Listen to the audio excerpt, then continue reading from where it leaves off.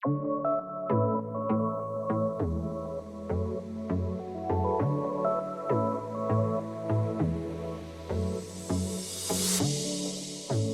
everyone, welcome back to the Nuance Needed podcast. This is Sam with a quick little intro before we get into the episode. So today's episode, I got the incredible opportunity to interview Amanda Nelson from the account Amanda's Mild Takes.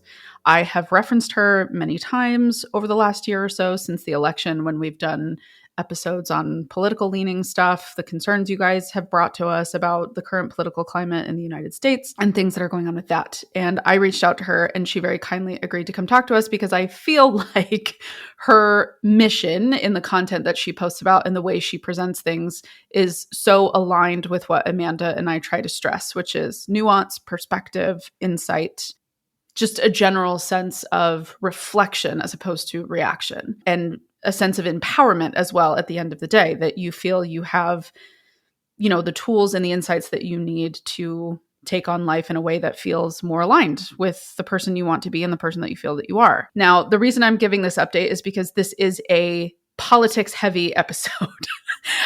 We really go into the weeds a lot and we have a really incredible conversation. I think there's a lot of amazing insights in here. However, I also want to be sensitive to the fact that maybe you don't want to listen to that.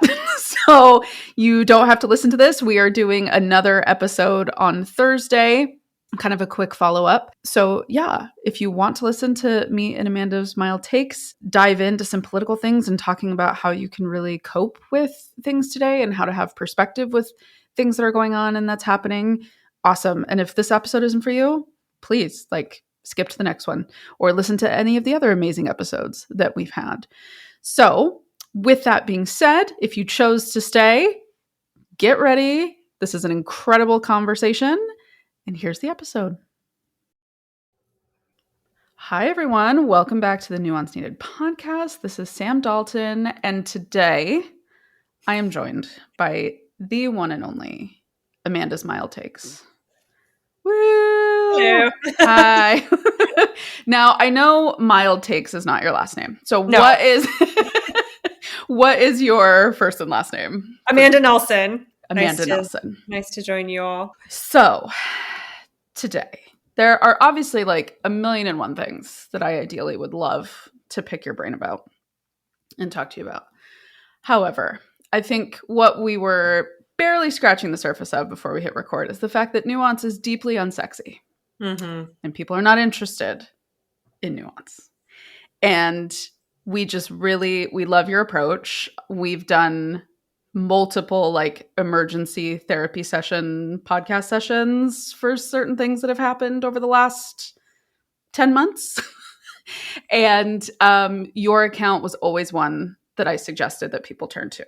Oh, thank you. If they were melting down. So with all of that said, I would love to know, and I know you've posted about this at different times and spoken about it, but I think just in one cogent moment, if you could just give your background and your story and how your account came to be and what motivated you to do that. I would love to hear all that. Well, I have a history degree, and that's what I went to school for. I have no professional experience in politics whatsoever, or in historical academics. I'm not a professor or anything like that, but I have been in politics or politics adjacent for many, many years. I've been volunteering with the DNC in my community to help get people elected, just in the ways people do, canvassing, sending, texting, whatever. I am on the comms committee of my local DNC in my county. I was an abortion clinic escort for many years.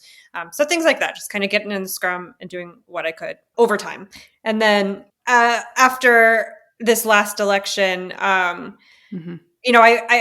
had a TikTok account that I did not ever post anything on, that I used to look at cats doing funny things and pushing shit off tables. But then the night of the inauguration, Elon Musk did his salute, and I was like, okay, that's it. Yeah. I cannot. So I went on TikTok and I just made fun of him a little bit about it. And that was not the reaction that most people on the left were having. Most people on the left were having a really panicked, understandable. Right. Yeah. But there was a big reaction to me making fun of Elon Musk, people, I think, found a lot of, I don't know, like relief in the idea that he wasn't a thing that we needed to necessarily be terrified of, but that we could have some power over. And then I realized in that moment, like looking around at all the other creators out there who were spinning up after the inauguration, that it was so much fear-based content. And I'm not saying that it's on purpose, but I'm not saying that some of it isn't on purpose. So I thought there's no one really having a conversation about like how we got here as a country and how there is such vast history in America of us doing exactly these same things before. Right.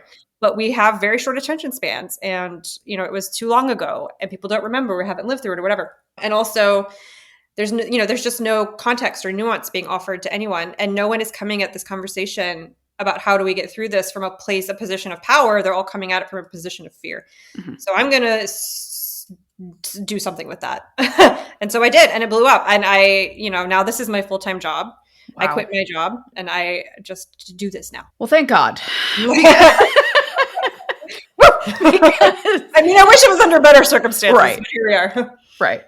I didn't realize that was, I knew obviously like you had a history background, but that you were so involved locally. I mean, in a lot of ways, it's not surprising, like seeing your content and the way you frame things and the way you talk about things. But I would imagine like that boots on the ground approach, you can't help but have like a reality-based mindset when you come from that space. Yeah. I mean, and you also have more perspective on like, the loss wasn't terribly surprising. I mean, it was upsetting, of course. And Absolutely. I was devastated, as we all were, but it wasn't because of what I was hearing when I was out, doing whatever, like making phone calls and stuff, that like people were upset about inflation and they were pinning it on Harris. And there was nothing that she was going to do to get out from under that in the 100 days or whatever that she had. So in a lot of ways, I mean, we can get into this later, but like action is the most effective antidote to anxiety. And so as people were out there like panicking and spinning out after the inauguration, I was kind of like, well, yeah. Yeah, I really appreciate that take, one, because I say all the time in my content that action is the antidote to anxiety. So I think I feel like very aligned to that. And I think, going back to what you said about kind of like the shock and awe when the election results came in, I think for those of us that were paying attention, it wasn't a surprise. But I think for me, I was wrapped up in that little algorithmic blue bubble silo that made me think like, yeah, this is going to happen. And I think a lot of our audience was as well. I don't think that's wrong though. Like, I don't think that's necessarily a mistake, because I was talking to like my friends and my Instagram followers leading up to the election, which was, just like, again, my friends, like people I've known in real life, about how hopeful I was that she could pull it out, and even if I didn't think that that's actually what was going to happen, or even if I was starting to suspect like maybe this isn't what's going to happen, I stayed on the hope train until the bitter end. And I don't think that's wrong or bad. I think that hope is motivational, and it kept me going until 11 p.m. on election night when I realized that it wasn't going to happen. And I don't regret. I think a lot of people, we've seen I have at least seen a big spike in like cynicism right now, like nihilism over and all of this. And I think a lot of that just comes from a place of being afraid of being disappointed again, and not wanting to hope, because what if it doesn't work out and then I'm sad again? And I understand that, but I don't think that's the right way to approach it. I think that it's always worth it to be hopeful and to be disappointed, because you're not going to save yourself from the pain. Like, the pain of a bad outcome is going to come whether you had hope before or not. You're just more miserable to be around when you're cynical. You're just ruining every day instead of a day. Now you're just a rain cloud, and nobody likes you. Yeah. We don't need more of that. No. I also, something that we also do on here a lot is I do talk a lot about history. I have all the clinical experience in the world, and I am a huge like history buff hobbyist. So we could really get into the weeds here. But the reason I bring that up is because I think the word here, even when we're talking about like this idea of like perspective, which I think is kind of like the larger 30,000 foot word. Perspective is like super triggering because it's vulnerable. right? Just exactly as you were saying of how people are, this cynicism and this nihilism is like this coping skill to try to be like, well, we're cooked and it's over, so we might as well figure out how to live under a collapsed government. Failed state, yeah. Yeah, failed state. Well, I go to Costco, like, okay. I know, yeah. And so what we've tried to do on the pod a lot is like I've tried to refer back to history quite frequently. And this is my roundabout way of bringing up, and I really want to know your thoughts on this.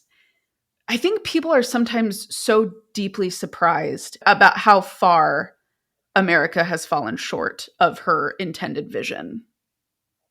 From the beginning. From the beginning. Like from day one. Like Yes. day one. And Thomas Jefferson was like, yeah, this is it. Yeah. We're like 500 years from this being a thing, but I want to write it down. The historical education in America is a bit lacking. And where it does exist, it is often quite propagandized. Yes. It is just true that we have never lived up to the promises of our foundational documents. That doesn't mean that the foundational documents aren't worth trying to live up to. Mm-hmm. And that's kind of one of my theses, I guess, in my account is that America is worth believing in because equality for every citizen under the law is a worthwhile and valuable ideal. And also, we have never literally ever a single day done it that way. Not ever. And I think a lot of the doom that's out there on the internet amongst liberals is coming from people who have never really had to look at that before. Correct. Because if you are an indigenous person in this country, you have been fighting authoritarian government moves for 400 years. If you are a Black person in this country, same. You know, the first Black people were brought against their will to America in 1619 and have been struggling against. People don't like when I call it authoritarianism, but what else is it if you have no rights, if the government won't let you read or keep possession of your children or marry who you want? That is authoritarian. But now, I mean, not to put too fine a point on it, white people are having to experience it and look at it all the time because we have a 24-hour news cycle. And of course, Trump is not like same old, same old. I'm not saying that. Right. I'm saying he is the worst of everything America has ever been in one impulsive toddler of a president. It's just that because that is the case, because the volume and the scale is so big, it's hard to avoid having to look at it. And so many Americans have avoided ever having to look at the reality of what America is and has done in the past, because now she's doing it on cable TV. Right. And doing it to everybody. Everyone. Yeah. Yeah. Yeah. I mean, I was talking this morning with my partner about like the tariffs, because we were actually talking about this idea, this concept that now that authoritarian policies are happening to white people, it's like panic. Yeah. And I was talking about how the tariffs are functionally that, like, it's wide scale redlining, which is a thing that, you know, the Black population has dealt with for a generation. But now we have a regressive tax policy purposefully designed to keep the middle class from ever getting into any better of a financial situation. That is a countrywide redlining policy. And it's things like that where, like, I think a lot of people just aren't used to being directly attacked by their government. And it feels very new and weird and bad, because it is bad. It is. It's awful, and it's terrifying, and it's horrifying. And I think this is why I, like, even on a professional level with so many of my clients, like I was seeing clients at 9 a.m. the day after the election. Oh yeah. God. I think what I've always tried to remind people is exactly that. Like, so much of what is happening isn't new. It's just the scale. Mm-hmm. It's the broad stroke to which it's happening. It's the brazenness. Yeah. It's the full-chested, bold-stated, this is happening and everybody has to deal with it because one person has an idea. Mm-hmm. And we've just gotten really lucky in 249 years that everybody just decided to kind of abide by the honor system. Yeah. Yeah. Like that even some presidents who maybe wish they could have been Trump in some ways were like, well, I can't because of democracy and the Constitution. But we just have a person that doesn't care about those things and doesn't care about how his actions, to like boil it all the way down, he doesn't care about how his actions impact people. he thinks he has a good idea, and thus it's the only idea that's ever been had. Yeah, and coming up alongside of him is an entire political party that no longer cares about any of that either. And I would argue that didn't really start with him. That I blame Newt Gingrich. Newt Gingrich is my nemesis. Your ground zero. Yes, yes, he really is. I could rant about that all day. But yeah, the Republican Party has been on a path for probably 20 years now of disregarding democratic norms in pursuit of power and authority. And I think that's why they cowed so quickly to Trump, because he was the vehicle by which they realized, like, oh, that's how we're going to get everything that we want. And they were right. Which is essentially, I find it so funny because I feel like they don't want things. They want to remove things. Yeah. Like there's no interest in like actually adding other than tariffs.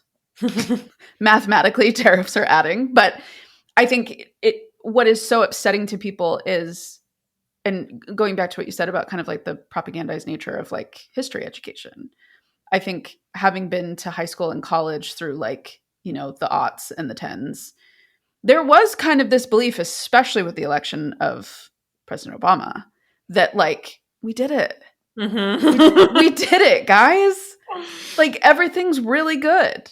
Mm-hmm. And I think what's so painful is we were seeing progress on human rights. We were seeing progress on things. We were seeing, gay marriage was implemented in the final year of Obama's presidency. And, I think there was still this insane level of hope. And like, oh, these things would never happen here. These are things that happen other places. And which like, again, it's always happened here. Like, there has always, we literally rounded up the entirety of the Japanese American population in 1941 and put them in camps in the desert. Like that got glossed over in school. That was kind of but we were nice to them. Sure. Like what else were we going to do? That's kind of like that's like the vibe. You had no choice. We have to oppress people. 'Tis in our nature, I fear. Tis literally in our nature. So this is like my long roundabout way of getting to, I think what's happening in this country, even from like a therapeutic perspective, and I have my hunches about that I could get into, but I really want to hear from you. Like, what do you think is this like resistance to the concept of hope and the resistance to perspective and the idea that we could, if we tried hard enough, recover from this in some form? Well, I think it's a lot of things. I think that it is partially a need to be right. Mm-hmm. Because for 100 days when we were running Kamala's campaign, the message was, if he is elected, democracy is over. And now that he's elected, if democracy doesn't end, then we were wrong. Hey. And nobody wants to be wrong. And I don't think we were wrong. But I also don't think democracy is doomed forever. No. I think it is very obviously under attack. But that's the nature of right-wing populism. So it's a little bit of that. I think it's I hate to say it, but I do think it's a little bit of resistance to needing to do work. Because what I hear a lot of is like, I just want to go back to when things were normal. I just want to go back to when I didn't have to pay attention. Like when Biden was president, I didn't have to pay attention to the news. I didn't have to. Yeah, that's part of the problem is that good people don't pay attention. Good people don't keep their foot on the gas. The democracy requires hypervigilance. It is an ever-degrading system, especially when you live in like an oligarchical country like ours. But it is ever-degrading. And every election matters. Every school board seat matters. Every board of supervisor, sheriff, it all matters. And we really wish that it didn't, because we have to get our kids to soccer and we have to meal prep for the week and we have to work 60 hours, to like pay our electric bill. And like everything is so much all the time. And the idea that now Trump is in office and we have to save the fucking country. Like, my kid has started school this week. Like I got to go to Old Navy. It's just another thing, which I get. I get. But if you have hope, then that means you don't have a choice but to work to make that a reality. on top of everything else. That exhaustion, I think, can be directly tied to the collapse of community. Yes. Yeah. Like the collapse of the village. And I think that was in collapse, for lack of a better term, even far before COVID happened. I think COVID kind of like solidified the roots of us just kind of escaping to our little homes and these little silos and being completely online and feeling like we have the illusion of connection and community and understanding. And yeah, I think what I find too, even with my therapy clients and with the content that I put out and the way, you know, people will DM me and the things I talk about, yeah, there is this sense of like, I have to do this too. Like I have to do this too. Like I have to rebuild my mental health from this insanely traumatic global event. Yeah. On top of everything else that happened in and continues to happen in my day-to-day life. And now I have to do this alone. That is how people feel. And I get of two, depending on how tired I am in the day. Sometimes I'm like, yeah, well, you're not on a bridge in Selma getting fire hosed by the cops. So shut up. Suck it up. And like, you know, like no one's sicked a dog on you yet. Well, yeah. But you know what I mean? Like you're not getting strung up in a tree. I kind of don't want to hear it. But I'm in a bad mood. But like, Amanda, I think if we all just like, the therapist in me is like, if we sit in this moment, you're not wrong. And I think that's something that I have really tried to convey to my audience and why I always defer them to you when they are wanting someone with like actual expertise in this is like, it takes action and boldness and effort to build a life that feels meaningful and purposeful to you. And I think people are devastated to hear that. Yeah. And some of this like loneliness that we're feeling and this feeling like we don't have a village and we have to go do now there's one more goddamn thing I have to do. People on the left are not any better at American exceptionalist nonsense than people on the right. We just say it in different ways. So in this thing, it's like, I mean, the village doesn't exist for a lot of reasons. We've dismantled social safety nets. We've like, you know, we make it really, really hard for women to function in society. So like, that's all true. And also people on the left have decided that anyone who doesn't agree with every single point of their politics, they're not going to speak to anymore. So we don't talk to our neighbors. We don't talk to our parents. We don't talk to, and I'm going to get DMs about this. Do not hear me say you need to like have a relationship with your abusive parents. Exactly. That's not what I'm saying. Right. If someone is harming you, that's not whatever. But like, we're so quick to call everyone a Nazi that we have driven people away a little bit from, and we don't want a village. What we want is people to do us favors and never challenge anything that we have learned or that we believe. And that's just not fair. Like that's not realistic. It's not, you know, and so I think maybe if we loosened up a little bit and worked so slowly, the village might be a little easier. It's not going to fix the social safety net, certainly. And it's not going to make like, you know, childcare affordable or anything like that. No. But if we were just a little bit more open-minded and a little less hyper individualistic. I actually don't have a problem with individualism. I think American culture being indexing on individualism is not necessarily a bad thing. But we on the left have indexed on it in a way that's like, well, I'm just going to get in my little bubble of 14 blue-haired liberals and we all have the same tattoos and we're going to make each other muffins and that's it. And I'm never going to speak to anyone else, you know? And like, that's not anything. And the price of community is inconvenience. Yes. We have to be prepared to contribute to the community. If we are expecting everybody to like rally around us and give and help, we have to be willing to do the same. And there's no position in the group where you get to just like point fingers and identify all of the ways people are falling short. Even if you think about like the civil rights movement was communists and really, really fundamentalist Christian preachers. Like it was a coalition of people who didn't super make a ton of sense on paper, who disagreed with each other about a lot of things, but were together on this one big thing. And I think we need kind of more of that. Like there's so much finger pointing and infighting, especially on the left. Like, are you progressive enough? Are you leftist enough? Gavin Newsom doesn't like homeless people, so when he tweets, I'm just going to get mad. It's just like all of this. We're so nitpicky. I think we've all built up these emotional walls because we've had so many losses recently. Yes. Clinton lost in 2016 and Biden won, but he didn't get through the stuff we really wanted in a lot of cases. And then, and now Harris. So it's just been like kind of 10 years of, ugh. Yeah. And so we've built up all these walls and these cages and like, no, I'm just going to my corner. I absolutely agree. And what I tried to introduce to people all the time is I think so many of the people that I know in my life and people that I work with, and I think the community that we've built around here, they feel so overwhelmed. They want to fix it all. Right? They look at everything and they're like, every single thing that I see on the news and on my FYP and what someone shares in their stories, I have to have the same response to everything every time. And I think it adds to the overwhelm and the analysis paralysis of, well, I have no idea what to do. I know I want a community, but I want to build a community around everything all at once. And then it just kind of goes to, what is it in Mean Girls when she's like, I just want us all to be nice to each other.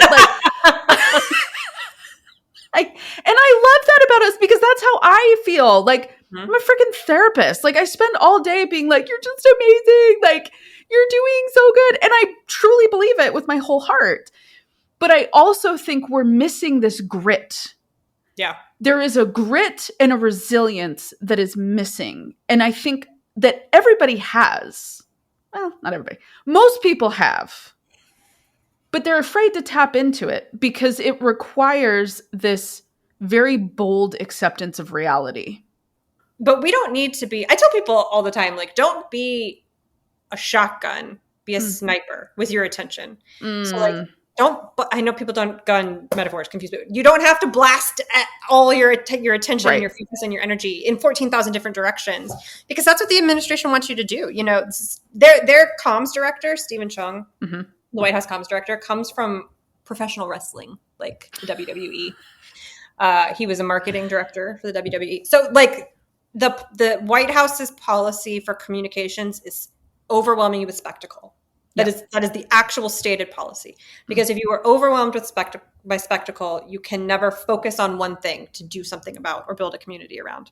So you don't have to do you remember that episode of The Office when Michael Scott does the fun run for rabies? Yes. and Jenna's character is like, someone else will fix the rabies. You don't have to care about the rabies. Right. That is how I feel about the political situation. Like, you don't have to care about every single goddamn thing that the administration is destroying, because there are 330 million people in the country, and someone will pick up the slack on the stuff that you don't have time for. So like, pick a thing, just one thing, just pick a thing. It doesn't matter what it is. It could be reproductive rights or trans rights or resisting ICE or gerrymandering, whatever your thing is, and then go do that one thing. What I tried to have in my content, and why I wanted to bring you on to like spotlight you as well, is you can have level-headed perspective of what is going on and still show up and fight in, as you said, like a targeted sniper type vibe that says, this is what I am going to devote my life and my energy to trying to defend, fix, rebuild. Because my firm belief is, I think 2028 is going to be fascinating. I think there could be some real record numbers if things hold the way they are. Oh, yeah. And, we are going to have another presidential election. Yes. That is going to happen. We are going to have an election in 2028. JD Vance has the personality of this Starbucks cup. In fact, this Starbucks cup, this has much more personality than he does. And I think if we collectively decided that we wanted something better, you have this amazing post from, I think it was maybe a couple days ago or last week, where you spoke about how, like, stop obsessing on wanting to go back. Yeah. Like, stop obsessing on this idea of like, we need to go back. And I've even got caught up in that, like in my own privilege of being like, oh, like, remember when? And you have to then be a student of history and say like, oh, it's just bad for me now. That wasn't great either. Yeah. Like, shoot. I'm that thing that I hate. But yeah, like, we could, and this isn't even me like asking for utopia. Like, this isn't saying that we have to all agree on the same thing all the time. Like, we could recover in a better, stronger, different way if we chose to individually focus on what truly mattered to us. Instead of owning all of this pressure and overwhelming ourselves and our nervous systems to just say, you know what, like, I just really need to focus on trans rights. I really need to focus on the LGBTQ community because my friends, my family, my neighbors, that's really important to me. I need to hone in on abortion care because I am in healthcare or I have had an abortion and I know how it changed my life for the better. I need to do that, right? Like, you are allowed to do that, and you are not abandoning people because you've made a choice and because you're operating from a logical, rational space.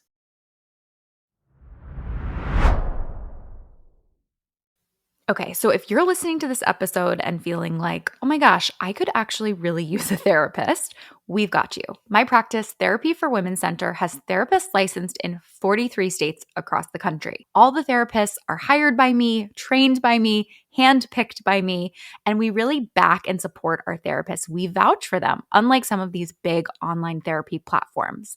Also, if you're local to the Philadelphia area, we have 3 office locations there. So I would love for you to go to our website, therapyforwomencenter.com, and check it out.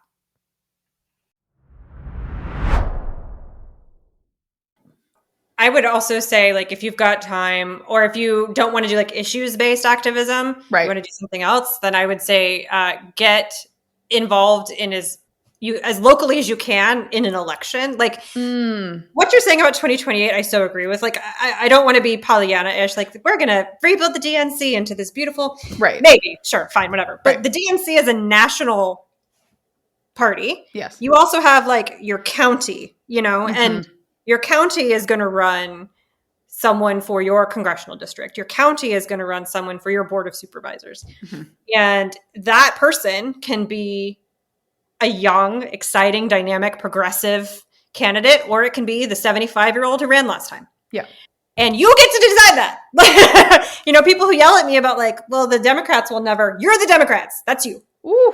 So get as local as you can and push the party in the direction you think that we should land in 2028. Because if we don't start that work now, 2028 is not going to, you know, it's going to be, bless him, I love Gavin Newsom, but Gavin Newsom is very establishment. You know, He's been in politics his whole life. He's Nancy Pelosi's like nephew or some shit. So like, I'm sure he'd be a great president. I'm not saying that, but like, if you want somebody else, we need to start now. If you want somebody else to run in 2026, who maybe isn't, you know, an 85-year-old who's been in that seat since the 90s, you need to get out there and support whoever's going to primary them, or primary them yourself. Ooh, wow. How dare you? How dare you suggest? I do this series every week called Choose Your Fighter, where I interview a candidate who's running for like a super hyper local position to flip a seat. So like in some red district in Iowa, you know, somebody running to like flip a state house seat or something. And everyone I've talked to was like young, excited, progressive. A lot of people in like rural districts. There's so much excitement out there about this moment. There's so much anger and like fear and all of that. And I totally understand all of that. But there's also, this feels, I think, like an opportunity also. Like, now is the chance to build the party that we want to have, that like represents the middle class, that represents people who work for a living and don't just live off their daddy's, you know, emerald mine money. Right. Like Elon Musk does. So get out there and run for something. What would be your insight, advice, perspective as someone who has been so involved in community politics and local politics? What would you say to someone that is wanting to get into that, or maybe is just starting and feels like kind of daunted by it? Yeah. Again, start as locally as you can. Like, find your county or city meeting. Most of them will meet once a month. Maybe not right now, because a lot of them go on summer break, but like, go to whatever the next meeting is. And here's what you will find. 9 times out of 10, you will find a room of 20 65-year-old women. Yep. Because those are the people who have the time and the bandwidth and who like care about building communities. It's big auntie energy. Love that. they have been, it's been the same 20 women for like 10 years, and they're all tired and we'll be so happy to see you. Please God, come in here. And almost always, unless you're talking about like New York City, like a big Democratic stronghold, you're probably going to be like immediately asked to join 14 committees. You're going to be immediately asked to start, like spinning up outreach. Like there is need for people who are not retirees to do this. There's a reason why we get the same people running over and over and over again. So I don't think of it as like trying to break into a country club. Think of it as like trying to enter a club that desperately, desperately wants you to just bring brownies. Like, please God, come and bring brownies. How has showing up in that way benefited you? Like, what are some of the pros that you would highlight? Because I think it's so easy for us to sit here and be like, it's going to take time and it's going to be hard and you're going to be uncomfortable. I talk about that all the time, but I would love to hear from you directly. Like, how has this benefited you doing this work? I think well, everyone is hilarious. So that's like, I love the 60-year-old women. But I think that the best part of it, especially for somebody right now who, if you've never if you're just like real scared and this is the first political moment of your life where you've ever paid any attention to things like that, learning how the sausage is made is like a real anxiety dampener, because then you can see like what the power dynamics are like, how candidates get picked, how state level parties decide which candidates to back and which ones to like kind of secretly abandon, and things that you could do about that. Like you start to see the pressure points. And then if you get involved in things like being a poll worker, you're not going to be someone on here in the internet, on Beyonce's internet, talking about how the election was stolen. No. I promise you that, because you know exactly what kind of work goes into securing elections. So it's things like that. Like along with action, I think the other antidote to anxiety is information and getting actually involved in the machine of the party and the machine of like local elections is so much information. It's so much like, oh, I see how we got here.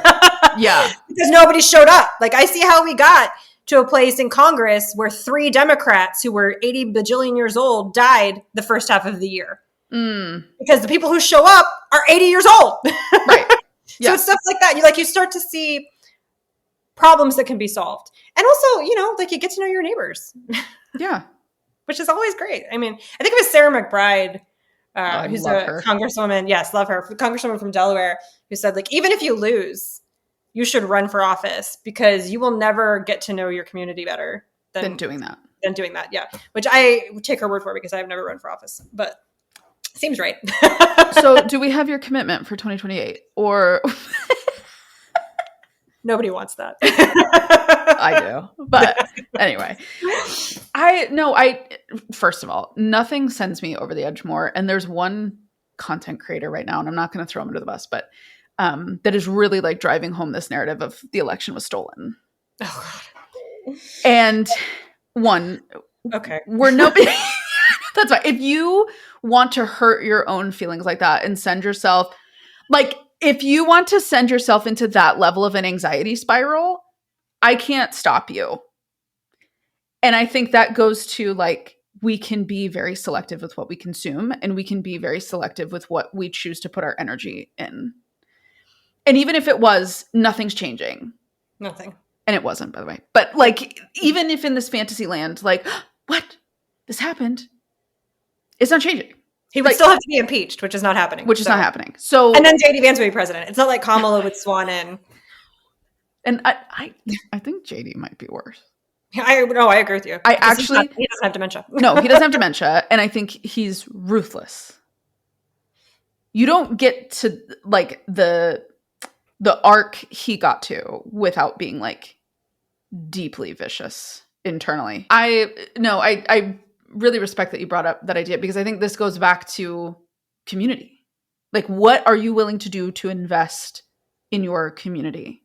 And I think this goes to like, if you attend church regularly and your congregation, you want to get them involved, like any group that you are a part of, any social group, any, group of friends that you have, I think finding anything that anyone can do that makes you feel that you are doing something to make life better. And I think that's been, I'd love to get your take on this too, because that's been the mindset shift I've tried to have for myself is I had to stop obsessing over how to fix it. Mm. I had to stop obsessing over like, where does the duct tape going to go? Like, we're never going to recover from this. Like, oh my God. And instead focus on like, okay, things are being broken. Things are being like unfairly treated, mistreated, whatever term you want to put to it. How do I make my life better? And for me, that shifted the type of content that I created. It shifted, you know, the word I'm looking for, the things that I cared about, the things that I focused on. It shifted the way I take care of myself better. And I just think that it's wild to me that that feels like such a radical act right now. Because to take those steps to do something like that is inherently hopeful. Mm-hmm. And I think people are just, that feels so vulnerable, as you've said, that people don't know how to like straddle that line. They're so afraid, even if they want to feel hopeful, that line between like, well, I have to just doom scroll. I have to just have everything confirmed that everything is awful so that I can be validated in my like anxiety. Yeah, it changes your life, like you said. Yeah. Like I completely blew mine up. Like I don't even do the same job full time that I was doing 6 months ago. It does change your life. It feels like a commitment almost, and Americans are very commitment phobic, especially people our age. We don't like that.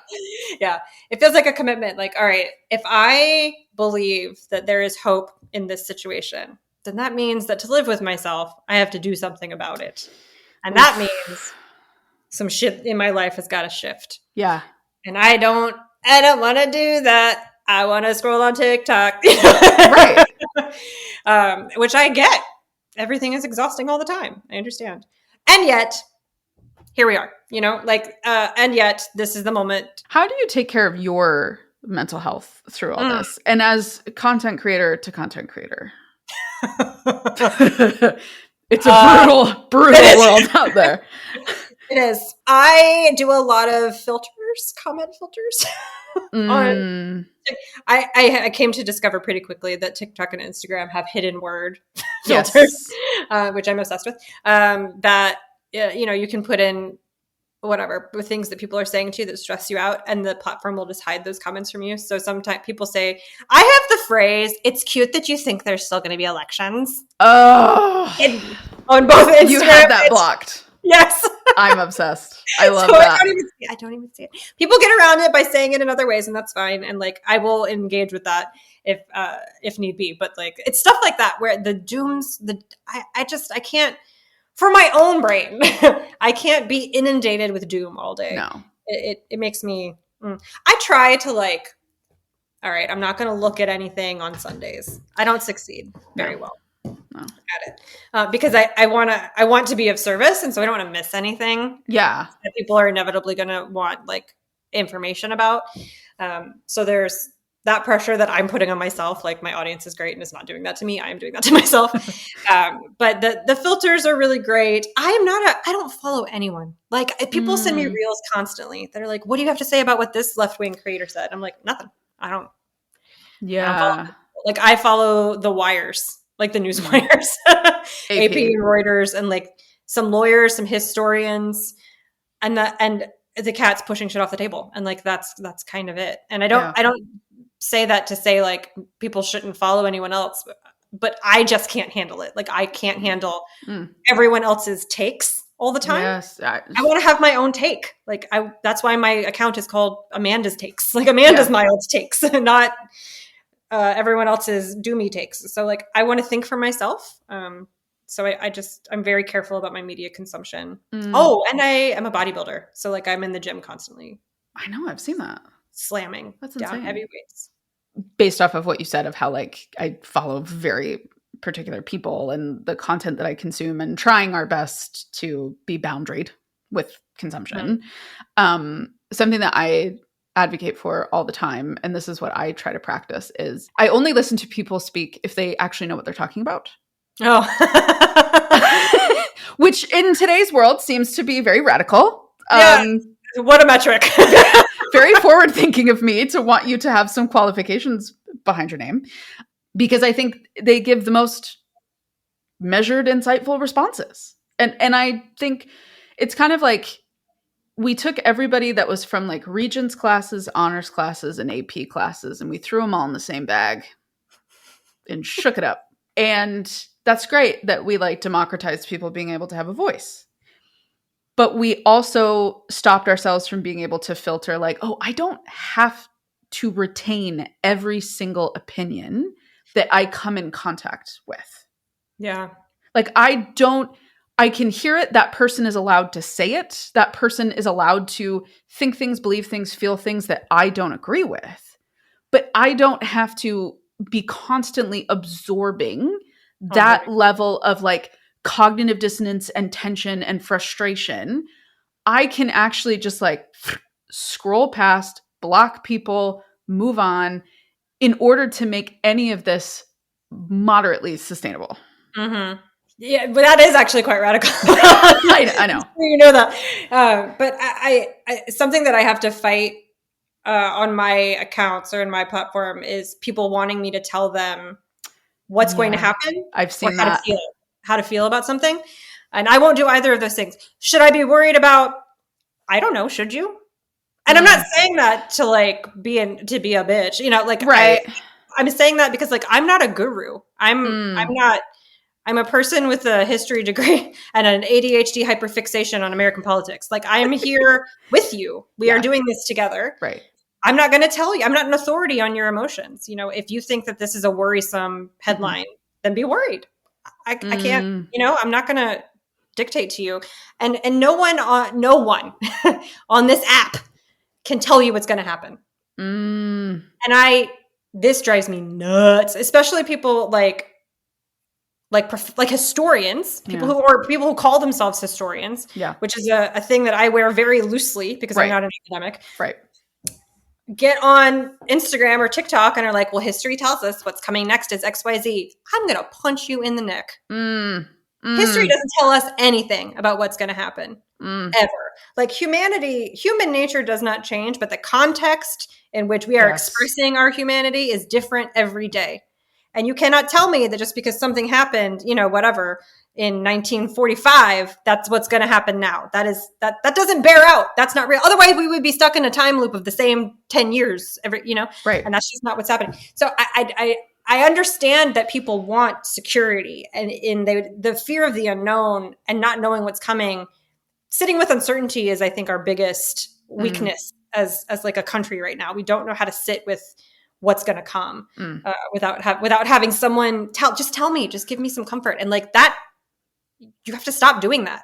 I'm not going to do that for you. Right. And anyone else who tells you that they can do that for you, or they're selling you something. Well, we're being forced into this like radical space of self-regulation. And people have lost that muscle. We all have. Individually, at some level, in some form, that idea of self-regulating is really, really challenging because just as you said, it requires the radical acceptance of not having certainty.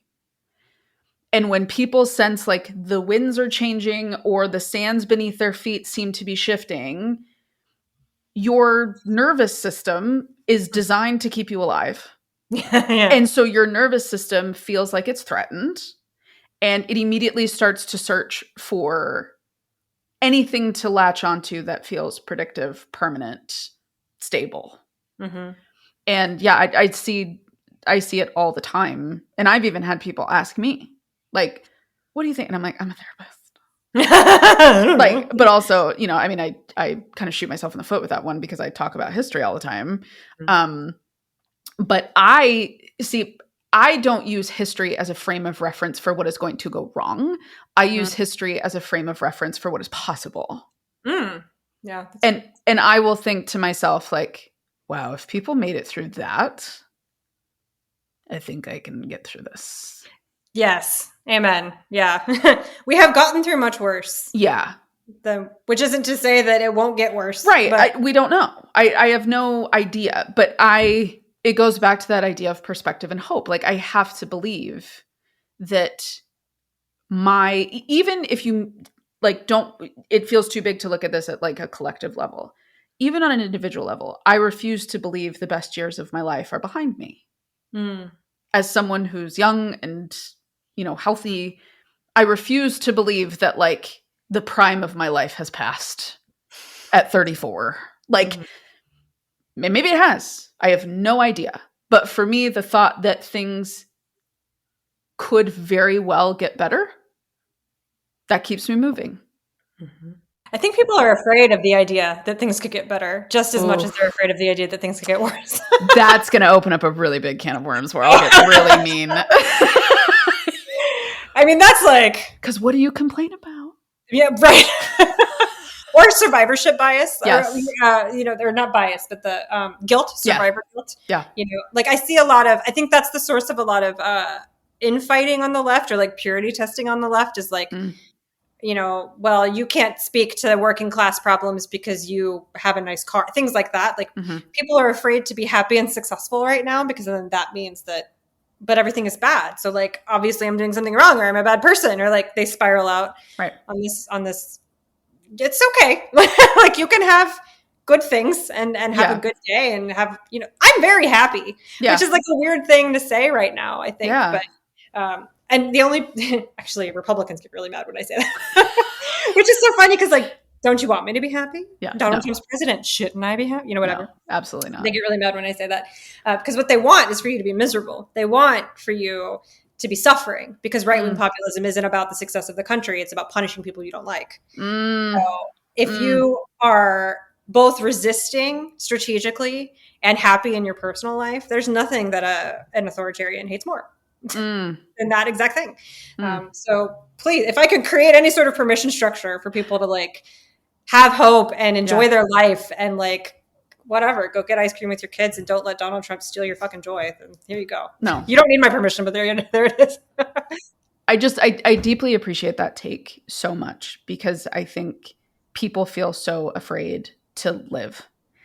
And I think one of the biggest things that I remind people of is to live boldly. If you are a trans person, if you are a woman that has had an abortion, if you are gay, if you are single, if you are, whatever your life circumstances, to live boldly and with pride and with joy is the most offensive thing that you can do for these people.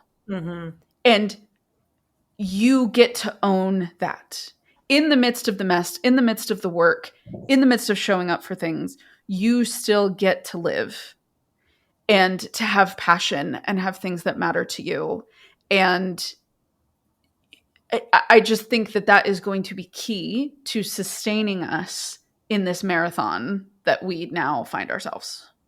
And even not just in your own house, right? Like I've been talking about this a lot recently and I get a little bit of pushback about it, but I think that we need to live really, really loudly in their spaces. Yeah. Like we have let the right claim so many public spaces and even concepts. Like we let the right claim patriotism. Ugh. What? We let the Republican Party own the American flag. Like what? You can't go to a NASCAR race because you're a Democrat, like I was talking the other day about somebody asked me what the most surprising thing or like what my most surprising political opinion probably would be. And it's that like I have a lot of guns. I do. I'm from the South, baby. Yeah. Second Amendment, like, whatever, raise hell, praise Dale. And like, I think that we should reclaim a lot of those spaces and not let them push us out of public discourse and these like conservative coded things that we've let the right suddenly owns pickup trucks. Like there's this whole country music, like there's this whole swath of things that are usually associated with like the South or working class people in Appalachia that we have just let Republicans have. Yeah. And we have put ourselves into our little tiny spaces where like we do knitting or whatever. And knitting is great. And we have houseplants, but like we should be in every single space of American life because we are in every single space of American life. We just do it kind of quietly so no one will yell at us. Right. And again, don't hear me say, go put yourself in a dangerous situation. That's not what I'm saying. Absolutely. But if you like NASCAR, I wanted to rant about this week. I saw that. NASCAR is born out of running like running from the cops, bootleggers running from the cops. That's where stock car racing came from. Right. these are not bootlickers. That is a sport that came out of all cops are bastards. So if you like racing, go to a race. And like, you're probably going to sit next to someone wearing a Confederate flag hat and you're just going to have to buck up. But you have every right to be in that space, you know? And it seems like that like, be loud, be bold, take it back. This is our fucking country. This isn't their country. My people have been in this country 2 generations longer than Donald Trump's. Fuck you. Amen. Amen. Amanda, I could just keep talking your ear off. This has been such a joy. And I think truly you are one of the most critical voices on the internet right now. And I don't think you get enough credit. And honestly, I put you and Sharon McMahon in the same. Oh, she's the best. Truly. Like, I think 2 totally different approaches. She's so much nicer than me. Said with all the love in the world. But no, I think I'm thankful and impressed that you stepped up. And I think we can all use that as an example in one form or another. And we're going to find a way through. My favorite phrase as a therapist is it will be. It will. It will be. And we're going to try to figure it out. And feel free to plug your pluggables now. Where can people find you? I mean, I'm Amanda's Mild Takes everywhere. YouTube, Instagram, TikTok, Substack. Threads. Substack, yes. Not Blue Sky. Don't DM me about Blue Sky. I can't. It's such a doomy. I can't do Blue Sky either. Also, I just can't do any more things. No. Like I'm tapped out on things, but no. Or just my name, Amanda Nelson. You'll find me. Okay. Amanda Nelson, Amanda Smile Takes everywhere. Yeah. Thank you so much. This has been an honor.